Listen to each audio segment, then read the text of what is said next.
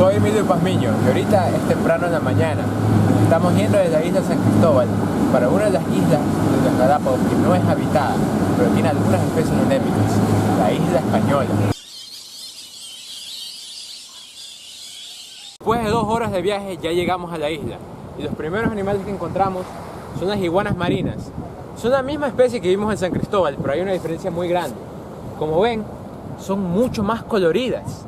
Tienen un poco de rojo, azul, a veces hasta verde. Y eso es por la cantidad de algas que comen mucho más algas aquí, entonces tienen una pigmentación más pronunciada.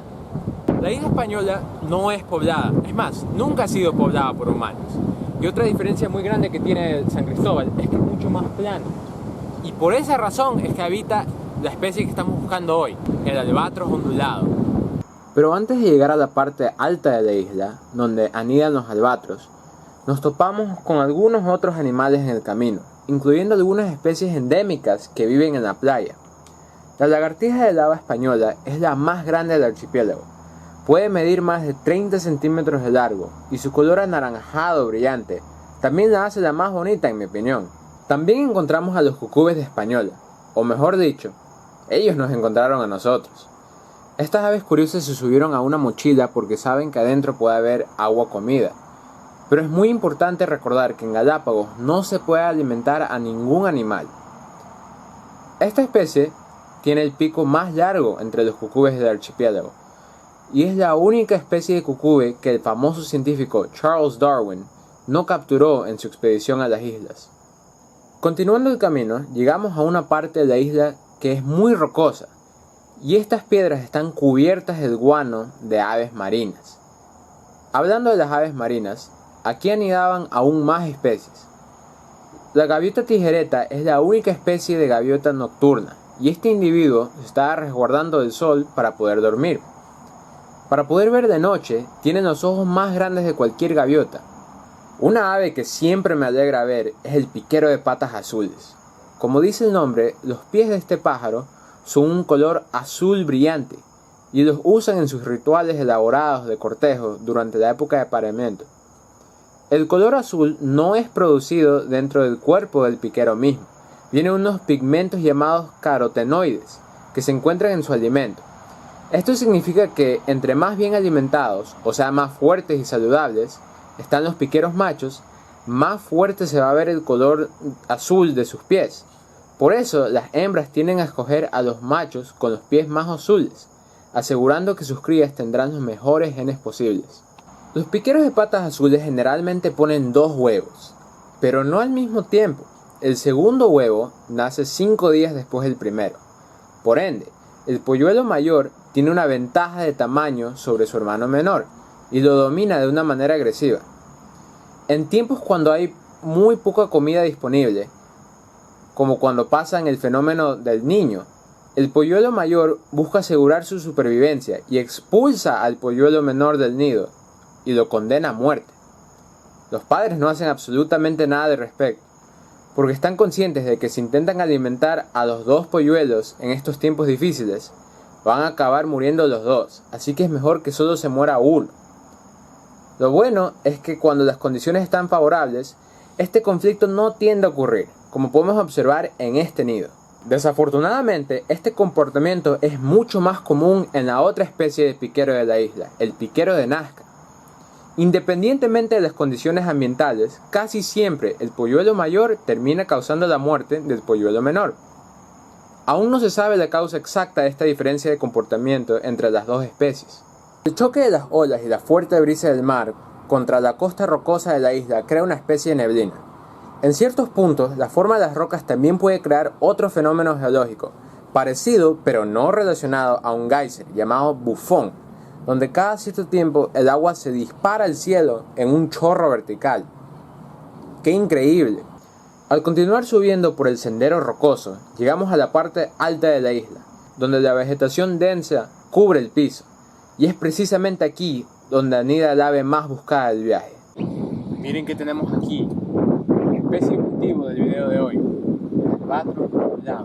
Si ven muy de cerca, está empollando un bebé. Parece que aparte de tener el polluelo abajo, también tiene una lagartija al lado, pero no le hace nada al polluelo, solo está ahí buscando sombra. Los albatros están entre las aves voladoras más grandes del mundo. Aún así, el albatros ondulado solo se considera una especie de tamaño mediano, teniendo una envergadura de más de 2,5 metros y pesando hasta 4 kilos.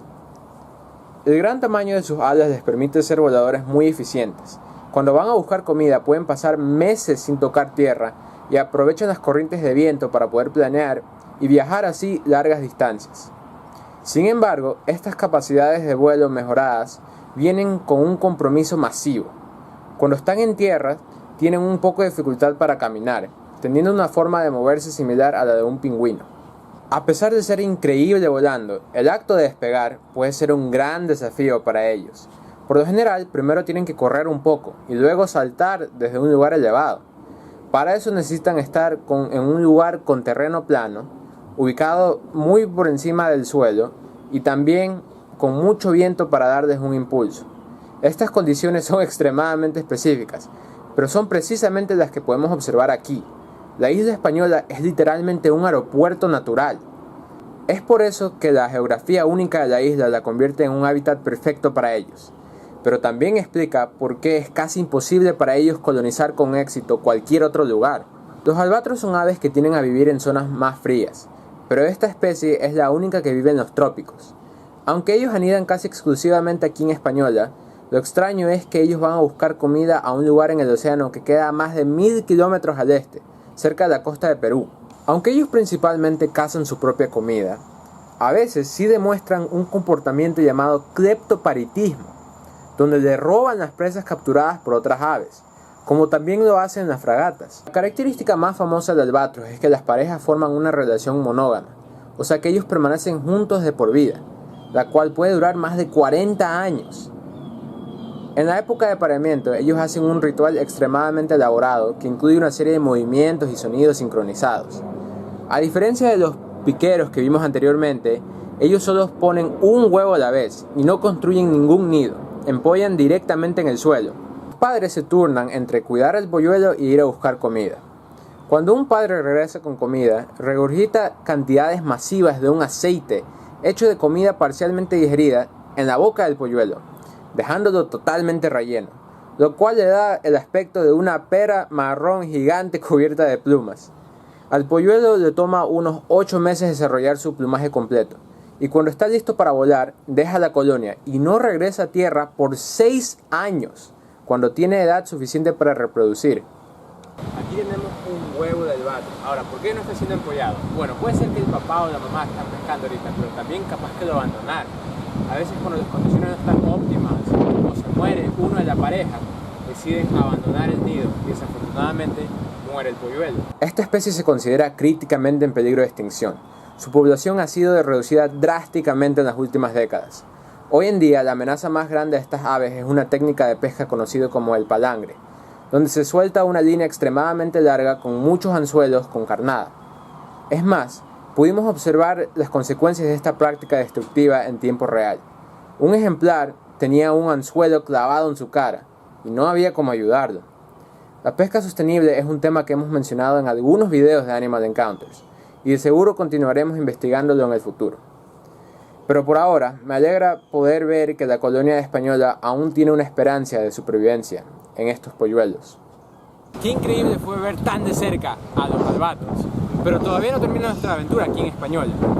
Ahorita vamos a hacer un poquito de snorkeling en las aguas alrededor de la isla, a ver qué encontramos. Ya en el océano, solo encontramos especies que ya habíamos filmado en los días anteriores, como leones marinos y tortugas verdes. Lo que sí me sorprendió era la cantidad de cavernas pequeñas que había alrededor de la isla. Y por supuesto, los lobos marinos juguetones me acompañaron durante toda mi exploración de estas cuevas. Después de hacer snorkeling, era hora de regresar a San Cristóbal. Después de 3 horas de viaje, por fin estamos de vuelta en San Cristóbal. Ya casi se está poniendo el sol y todos estamos muy cansados. Hasta aquí mi amigo, ¿verdad? Pero qué increíble poder estar un rato en la isla española, la más antigua de Galápagos. Pero ahora sí ya tenemos que descansar. Así que bueno muchachos, hasta la próxima.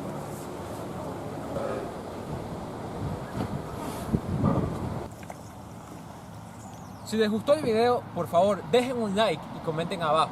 Y si aún no lo han hecho, suscríbanse para no perderse futuros episodios, haciendo clic aquí arriba en el icono del canal, o hagan clic acá para ver otros videos.